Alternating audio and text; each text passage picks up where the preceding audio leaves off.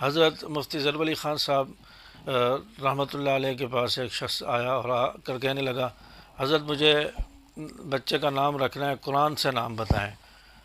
تو حضرت نے فرمایا کہ قرآن سے نام بتانے کا کیا مطلب؟ کہنے لگا، مفتی صاحب قرآن سے نام بتائیں، میں نے قرآن سے نام رکھنا ہے، اور قرآن میں بھی ہو اور نام ہر جگہ بھی آیا ہو۔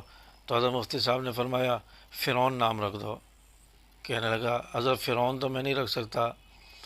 تو فرمایا کہ ابلیس نام رکھ دو۔ فرمایا حضرت کیسی باتیں آپ کر رہے ہیں، ابلیس نام میں کیسے رکھوں؟ حضرت نے فرمایا قرآن میں آیا ہے، فرعون بھی قرآن میں آیا ہے، تو قرآن سے آپ کو نام بتا رہا ہوں۔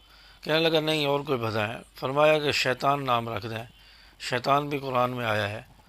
تو بھی قرآن میں تو بہت ساری چیزیں آئی ہیں، تو اب ضروری تھوڑی ہے کہ نام جو ہے وہی رکھنا ہے جو قرآن میں آیا ہو۔ تو بہت سارے نام ہیں، نیٹ پر